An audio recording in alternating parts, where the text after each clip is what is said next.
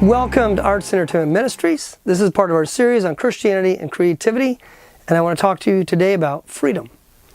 Now, there's a common sentiment in many artist blogs and advertisements that boundaries, rules, and restrictions are the barrier to true artistic freedom. They're the reason we're held back, and they're the obstacles to that freedom. Our goal is to break free of these restrictions and be totally free. We can even picture someone caught in a net who needs to cut away the ropes and walk away in freedom. That's a beautiful picture. But the problem is this: it's not how it works. If we take a deeper look, we discover that boundaries and these rules and challenges are not only necessary, but they often become the catalyst for the freedom and the ability to create great art, film, music, or even video games. And honestly, it's the same principle at work in your spiritual life. The great composer Stravinsky is famous for saying, "There is no freedom without boundaries." Now, this is a quote I heard many years ago, and recently a dear friend took the time to find one of Stravinsky's quotes from his book, Poetics of Music in 6 Lessons. Here are his actual words. "Whatever diminishes constraint diminishes strength. The more constraints one imposes, the more one frees oneself of the chains that shackle the spirit." Surprisingly, Stravinsky goes beyond the world of music and points to the state of our very soul. The more constraint, the more freedom. And he invites us to consider the paradox. What appears to frustrate freedom is the very thing that supports that freedom. It's a principle that applies to all kinds of art and to your life, including your spiritual journey. First, let's look at musicians. If you're a musician, right away you have to make several decisions before you compose or play an instrument. You're faced with these questions: what key are we in? What time signature? What style? What rhythm? Do I want to create something joyful or haunting? Is this a jingle for a commercial, hit song for a boy band, or an orchestral piece written for a feature film? Each of these questions force us, or should I say help us, to narrow down the thousands of possibilities so we can make the music we want to make, because now we can focus on the primary goal. Consider what Peter Gabriel said in a recent documentary by director George Scott on classic albums. They're looking at the album So. And Peter's musical producer described how Peter insisted drummers never use hi-hats or cymbals on his recordings. And then they asked Peter about it, and here's what he said. "One of the worst things to do for an artist is to give them complete freedom. They'll just sit there thinking, what in the heck am I going to do now? But I think the creative people are devious, and they'll find a way around it. And I know I'm devious too, so maybe I'll create my own set of rules that I can or cannot do, and that'll force me to think of something new to create." Now, what he calls devious, I think, is just creativity. We're just finding a way around the way God designed us to. We find a way to get through, create new opportunities. But I also want to look at visual artists. And they're the same. They have to choose their materials, their inspiration, their style, their audience, and then figure out how to accomplish it with the current resources. Each choice becomes limiting and liberating. Gives them focus they need, that creates the freedom for them. They pour their creativity into that project. Filmmakers have this in spades.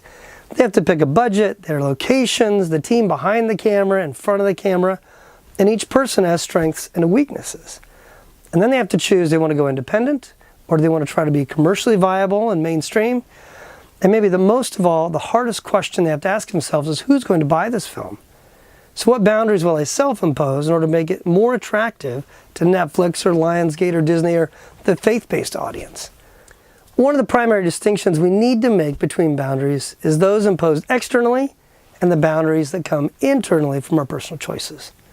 So let's look at external boundaries. Maybe you're Peter Gabriel's drummer and he has forced upon you this boundary: no cymbals or hi-hats. And you have to figure out how to do things that you've never done before.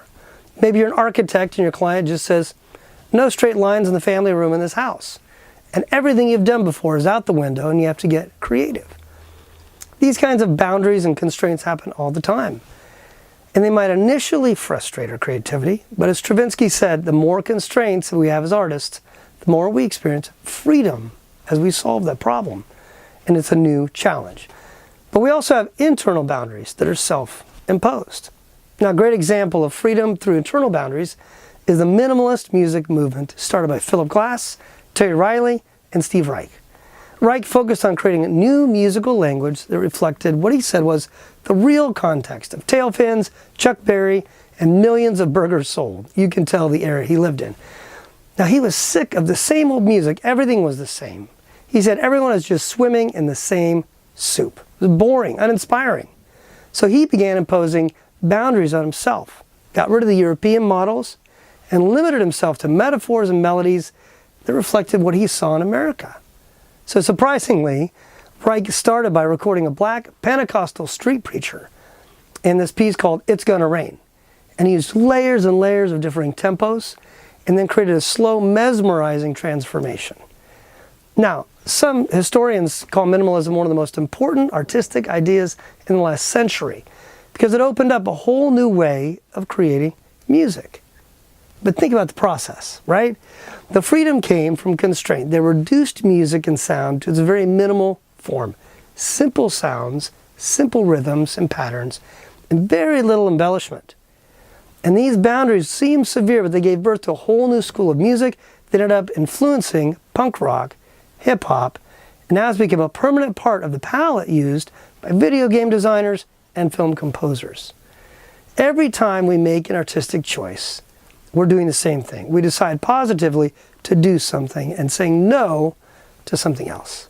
The heart of the matter is that your spiritual life and your creative life work in the same way because God designed you. And if we pay attention to how our creativity works, it will remind us of our relationship with God. We flourish as humans when we live the way He designed us to live. And we thrive creatively when our creativity is operating in the same manner. Now, I want to talk about biblical boundaries and how we see this in our spiritual life. You know, God designed us in a particular physical way. We're designed to live on the earth, to thrive in a world of gravity and sunlight and water and so on. And God designed us in a particular spiritual way. He designed us to live in community, to respect each other, to resist the temptation to steal or covet or murder another. This is why God gave external limits. We call them the Ten Commandments. In fact, God stated clearly there's a benefit to obeying the commandments. Deuteronomy 6:3 states, "Hear, O Israel, and be careful to obey, so that it may go well with you, and that you may increase greatly in a land flowing with milk and honey, just as the Lord, the God of your fathers, promised you." The laws of God were external laws we were told to obey. They may seem overbearing at times, but those laws actually promote a healthier society. Just imagine a society where everyone thought it was okay to steal, and murder, and lie, and cheat. It'd be like a corrupt government in a third world country. It doesn't matter what you do, it's just chaos. It's hard to thrive. Evil is what flourishes. But there's more to it than external rules. The point of God's love for you is He wants to change your heart. And He wants to give you new desires, and He wants you to be driven by love. Love for God and love for your fellow men and women. And this call to love is that internal boundary. He's calling you to choose love. Say no to bitterness and hatred. Forgive, don't hold a grudge. Be patient and bear with one another. And again, this high calling of Christ may seem difficult, but if we trust Him and limit our other options and focus on love, we'll find greater joy and greater peace. And in the long run, we experience deeper friendships and richer community. So I hope you see the deepest needs you have for your soul are not much different than your needs in your creative life. You need direction. You need to make choices. You need to acknowledge the limits you have. It's only then that you find the true freedom in your art and your spiritual life. Remember the quote from Stravinsky? Whatever diminishes constraint diminishes strength. The more constraints one imposes, the more one frees oneself of the chains that shackle the spirit. Now consider these words from 2 Corinthians 5:14. For the love of Christ constrains us, so that we should no longer live for ourselves, but for Him who died for them and was raised again. The same idea in Stravinsky is there in the gospel. That which constrains us is the very thing that gives us freedom. Christ told us it is for freedom that He died to set us free. He set us free from guilt and shame, and then gave us the freedom to pursue a healthy, satisfying life. He set us free to love others and to love God. So your spiritual life and your creative life work in the same way because God designed you this way. We flourish as humans when we are living the way He designed us to live, and we thrive creatively when our creativity is operating in that same manner. Now this video is just a small sample of what we teach at our Arts and Entertainment Institute. And if you understand more about freedom and boundaries and how it relates to shock art, or what's taught in today's art schools and the academy, then you should join us at the next institute. We'll go much deeper in that format, and we have live Q&A to enable people to really clarify what they want to understand. But whether you're able to join us for the institute or not, I hope this video is really helpful to you. And if you know other artists, pastors, or ministry leaders who could benefit from this video, please share it with them. Take 1 minute right now. Otherwise, you'll probably forget or get distracted. That's our human nature. So if you enjoyed the video, take 1 second, click on the little thumbs up like button, click on the subscribe button, and if you're watching this on our website, please sign up for our newsletter. If you have any other questions or comments, place them down below. We look forward to continuing the discussion.